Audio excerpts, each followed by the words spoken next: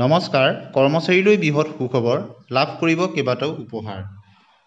মুখ্যমন্ত্ৰী মহোদয়ে কেইবাটাও বৃহৎ উপহাৰৰ কথা ঘোষণা কৰিছে আৰু অক্টোবৰত চমক দিবলৈ সাজু হৈছে ৰাজ্য চৰকাৰ আশা কৰ্মী অংগনবাড়ী কৰ্মী মধ্যাহ্ন ভোজন কৰ্মী সহায়িকাৰ মাননি বৃদ্ধি বিদ্যুৎ মাচুল ৰন্ধন গেছৰ দাম হ্ৰাস উপৰিও জুমুৰ বিনন্দিয়াকে আদি কৰি বহুকেইটা অভিলাষী আঁচনি তথা ঘোষণা কৰিছে মুখ্যমন্ত্ৰী মহোদয়ে অক্টোবৰত ৰাজ্য চৰকাৰে ৰাজ্যবাসীক তথা কৰ্মচাৰী পেঞ্চনাৰকো চমক দিবলৈ ওলাইছে বিধানসভা নিৰ্বাচনৰ পূৰ্বে ৰাজ্যবাসীক চমক দিব মুখ্যমন্ত্ৰী ডক্টৰ হিমন্ত বিশ্ব শৰ্মাৰ নেতৃত্বাধীন ৰাজ্য চৰকাৰখনে অক্টোবৰ মাহৰ পৰা ফেব্ৰুৱাৰীলৈকে ৰাজ্যখনত নিযুক্তিৰ পৰা আৰম্ভ কৰি ইখনৰ পাছত সিখন আঁচনি ৰূপায়ণৰ ধুম উঠিব অহা বৰ্ষৰ এপ্ৰিল মে মাহত অনুষ্ঠিত হ'বলগীয়া বিধানসভা নিৰ্বাচনৰ পূৰ্বে ভোটাৰ ৰাজ্যক আকৰ্ষিত কৰাৰ বাবে ইতিমধ্যে ৰাজ্যৰ বিজেপি চৰকাৰখনে বিশেষ ৰণকৌশল প্ৰস্তুত কৰি উলিয়াইছে আৰু সেই অনুসৰি পঞ্চায়ত নিৰ্বাচনৰ নিৰ্বাচনী প্ৰচাৰত কেইবাটাও ঘোষণা কৰিছে আৰু বিধানসভাৰ বাবে সাজু হোৱাৰ অৰ্থে অক্টোবৰত বৃহৎ নিযুক্তি সমাৰোহৰ অনুষ্ঠিত হ'ব আৰু এই সমাৰোহতে এডিআৰিৰ তৃতীয় আৰু চতুৰ্থ বৰ্গৰ 12,000টা পদত নিযুক্তি দিয়া হ'ব ঠিক একেদৰে গ্ৰেজুৱেট আৰু পোষ্ট গ্ৰেজুৱেট শিক্ষকৰ 9,075টা পদৰ নিযুক্তি আৰু প্ৰাথমিক পৰ্যায়ৰ 5,550টা পদৰ শিক্ষকৰ পদৰ নিযুক্তি অক্টোবৰ মাহতে দিয়া হ'ব এই বৃহৎ নিযুক্তিৰ পাছতে আশা কৰ্মী মধ্যাহ্ন ভোজন কৰ্মী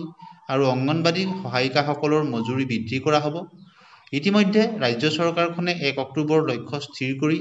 এই ক্ষেত্ৰত যাৱতীয় ব্যৱস্থা গ্ৰহণ কৰিছে ইফালে অপাৰদৰ্শিত বিদ্যালয়সমূহ পাৰদৰ্শীকৰণৰ বাবেও ৰাজ্য চৰকাৰখনে এখন কমিটি গঠন কৰি দিছে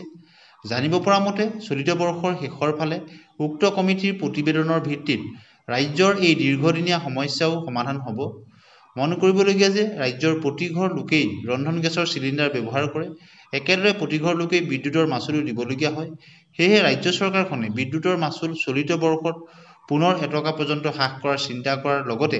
প্ৰতিটো ৰন্ধন গেছৰ চিলিণ্ডাৰৰ দামো 250 টকাৰ পৰা 300 টকা পৰ্যন্ত হ্ৰাস কৰাৰ কথাও চিন্তা চৰ্চা কৰিছে গতিকে প্ৰতিজন যাতে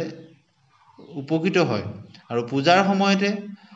কেইবাটাও ঘোষণা কৰিব অৰ্থাৎ ছেপ্টেম্বৰ মাহৰ শেষৰ ফালে চাহ বাগিচাৰ লোকসকলে লাভ কৰিব চৰকাৰী উপহাৰ আনহাতে এইবাৰ চৰকাৰে বাজেটত ঘোষণা কৰা অনুসৰি মুখ্যমন্ত্ৰীৰ জীৱন প্ৰেৰণা আঁচনি অনুসৰি স্নাতক উত্তীৰ্ণ ছাত্ৰ ছাত্ৰীসকলক 2,500 টকাকৈ দিয়া হ'ব সেয়াও বছৰৰ শেষৰ ফালে আৰম্ভ কৰা হ'ব ৰেচন কাৰ্ড থকা পৰিয়ালসমূহেও অক্টোবৰ মাহৰ পৰাই সুলভ মূল্যৰ মচুৰ দাইল চেনি আৰু নিমখ লাভ কৰিব এই আঁচনি অনুসৰি প্ৰতি কিলোগ্ৰাম মচুৰ দাইলত 25 টকা প্ৰতি কিলোগ্ৰাম চেনিত 20 টকা আৰু নিমখত 10 টকা ৰাজসাহায্য প্ৰদান কৰা হ'ব এই সকলোবোৰ আঁচনিৰ উপৰিও ছেপ্টেম্বৰ মাহত প্ৰধানমন্ত্ৰীৰ উপস্থিতিত সুধাকণ্ঠৰ জন্ম শতবাৰ্ষিকী আয়োজন কৰাৰ লগতে